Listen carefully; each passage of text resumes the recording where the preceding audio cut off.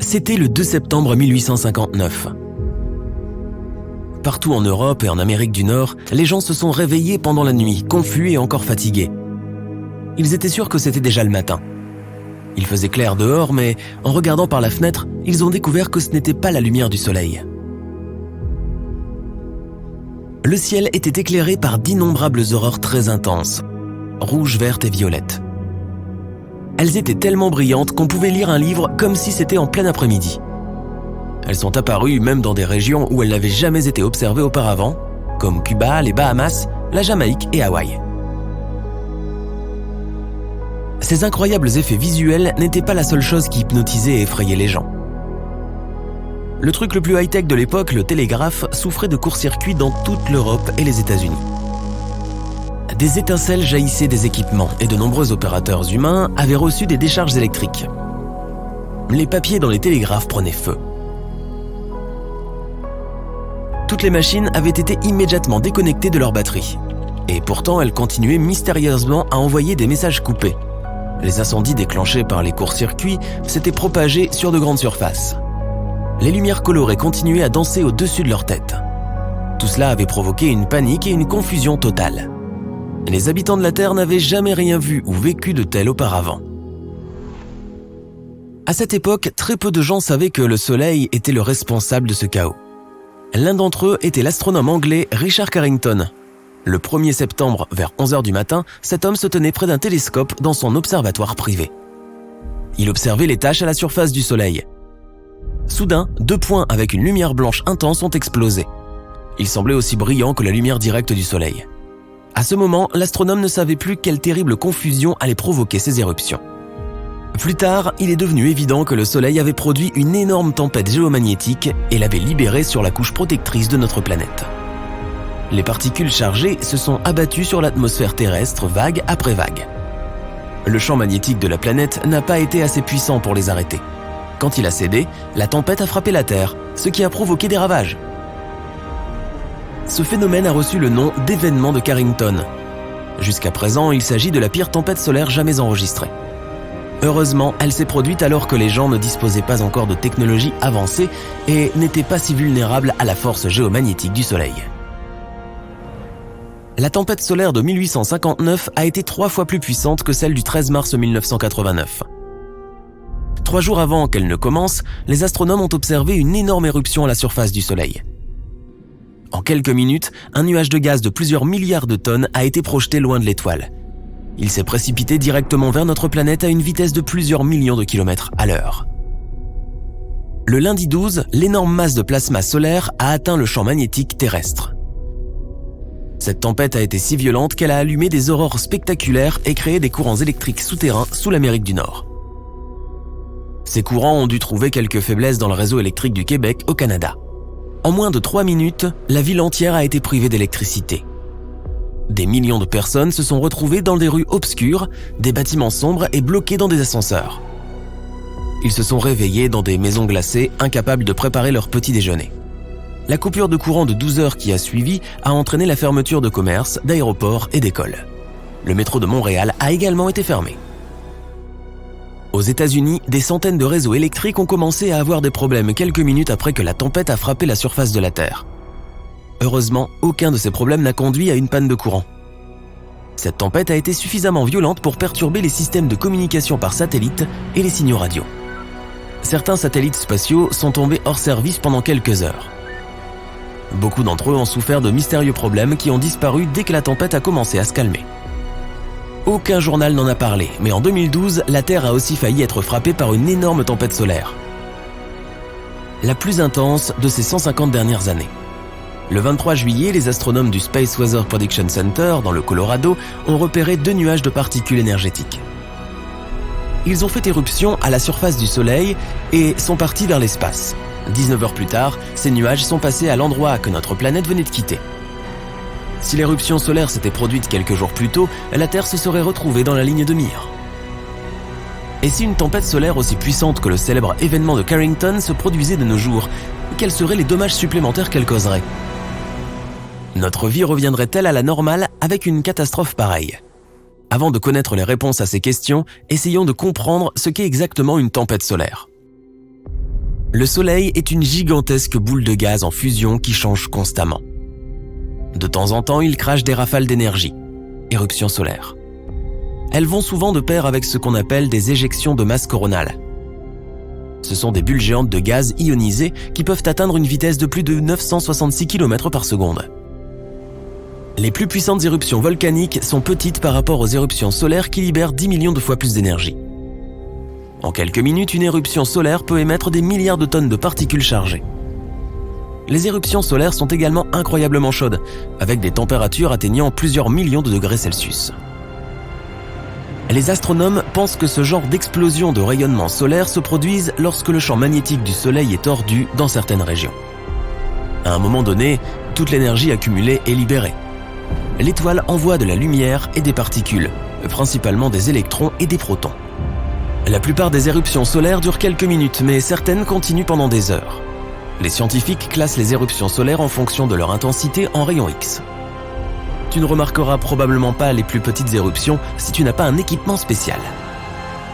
Les éruptions solaires de taille moyenne entraînent des coupures radio rapides au pôle, mais rien de bien grave.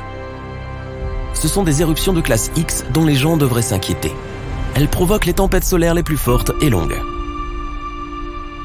Lorsque les gens pensent au danger qui vient de l'espace, la plupart d'entre eux imaginent un astéroïde qui s'approche, comme celui qui a anéanti les dinosaures. Mais apparemment, c'est surtout notre bon vieux Soleil qui devrait nous inquiéter. Une tempête solaire super forte qui se dirigeait vers la Terre ne se produirait pas d'un seul coup. Tout d'abord, il y aurait des rayons solaires de haute énergie, principalement des rayons ultraviolets et des rayons X. Ils ioniseraient la haute atmosphère de notre planète et perturberaient les communications radio. Après cela, une tempête de radiation frapperait la Terre. Et enfin, quelques jours plus tard, un nuage colossal de particules solaires chargées atteindrait notre atmosphère. Ces particules interagiraient avec le champ magnétique de la planète et feraient des ravages dans le monde entier. Si une intense tempête solaire se produisait de nos jours, elle commencerait par perturber les GPS et par détruire les satellites.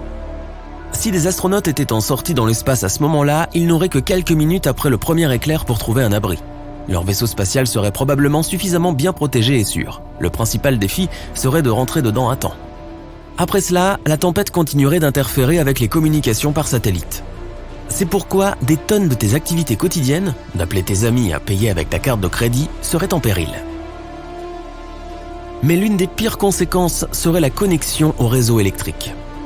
Les surtensions causées par les particules provenant du Soleil endommageraient les énormes transformateurs.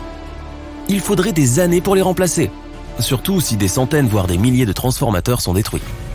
Dans certains endroits, la défaillance d'un réseau électrique entraînerait l'effondrement d'autres réseaux, créant une réaction de type domino. Imagine vivre sans électricité pendant un jour, un mois, un an. Pas de lumière, pas d'ordinateur, pas de téléphone. Les systèmes d'approvisionnement d'eau seraient hors service. Pas de nourriture dans les supermarchés. De plus, sans électricité, il serait quasiment impossible de redémarrer les réseaux électriques déjà en panne. Une puissante tempête solaire coûterait entre 1 et 2 trillions de dollars. Et ce, juste pendant la première année qui suivrait son apparition. Il faudrait encore 4 à 10 ans au monde pour s'en remettre. Les dommages causés à toutes sortes de satellites atteindraient à eux seuls 70 milliards de dollars. Sous des aurores majestueuses, les gens devraient s'habituer à un nouveau mode de vie radicalement différent. Il n'y a aucun doute que nous recevrions une sorte d'avertissement avant. Partout dans le monde et dans l'espace, les équipements modernes n'arrêtent pas d'observer le Soleil, ne serait-ce que pendant une seconde. Si une méchante tempête solaire se produisait, les gens auraient un peu de temps pour se préparer, entre plusieurs heures et quelques jours. Et si les transformateurs sont mis hors service à temps, les conséquences ne seraient pas aussi dramatiques. Maintenant, les nouvelles suivantes sonnent un peu effrayantes. Il y a aussi des super-éruptions stellaires. Comparées à elles, les rafales de rayonnement de notre Soleil sont des petites bricoles. Les super-éruptions se produisent surtout dans les étoiles jeunes et actives. En 2016, les astronomes ont vu ce genre de phénomène. Une étoile située à 1500 années-lumière de la Terre a produit une éruption 10 milliards de fois plus puissante que toutes celles qui ont jailli de notre Soleil. Cela ne signifie pas que nous sommes en sécurité ici, sur Terre. Même notre Soleil, avec son âge moyen, sait comment produire des super-éruptions. Mais alors que les jeunes étoiles peuvent en avoir une par semaine ou même plus souvent, pour le Soleil, c'est une fois tous les 1000 ans. Et pourtant, si les gens ne trouvent pas comment protéger la planète, une seule super-éruption pourrait déchiqueter notre couche d'ozone et anéantir la vie sur Terre. Ok. Est-il possible pour une planète d'avoir non pas un, non pas deux, mais plusieurs soleils ? Imaginons ce qui arriverait si le Soleil décidait soudainement de se diviser en une multitude de petites étoiles. Tandis qu'ils cherchaient des planètes semblables à la Terre dans tout l'univers, les scientifiques ont découvert que les systèmes à 2 ou même 3 étoiles ne sont pas si rares que ça. Beaucoup de ces systèmes ont même des planètes dans leur zone habitable, et près de la moitié de ces planètes pourraient abriter la vie. Comme j'ai hâte de leur demander à quoi ressemble leur coucher de soleil. Les scientifiques suggèrent même que notre Soleil n'a pas toujours été solitaire. Il est possible qu'il ait été accompagné d'une autre étoile, appelée Némésis. Ils ont remarqué que les extinctions massives sur Terre se produisaient tous les 27 millions d'années, comme si c'était cyclique. Ils se sont donc tournés vers les étoiles pour essayer de comprendre ce qui pourrait en être la raison. Et ils ont émis l'hypothèse qu'une seconde étoile avait quitté notre Soleil il y a bien longtemps, mais qu'elle nous affecte toujours. Némésis pourrait être située à environ 1,5 années-lumière de nous. Cela peut sembler peu, mais cela représente en fait près de 9000 milliards de kilomètres. Le voyage en voiture va être amusant, et durer 50 millions d'années. Quoi qu'il en soit, chaque fois que Némésis passe dans son orbite, elle peut avoir un effet sur le nuage de Oort. Le nuage de Oort est une zone située autour de notre système solaire, et dans laquelle se forment les comètes. Son existence n'a pas encore été prouvée, mais les scientifiques en sont plutôt certains. Les comètes se forment donc à l'intérieur de ce nuage et se dirigent ensuite vers notre système solaire. Même si elle est très éloignée, la deuxième étoile de notre système pourrait avoir une grande influence sur lui. Mais qu'en est-il des systèmes à 4 étoiles ou même plus ? Est-ce même possible ? Eh bien en fait, oui. Mais plus tu ajoutes de corps célestes au système, plus cela devient difficile. Les orbites deviennent instables. C'est on ne peut plus chaotique.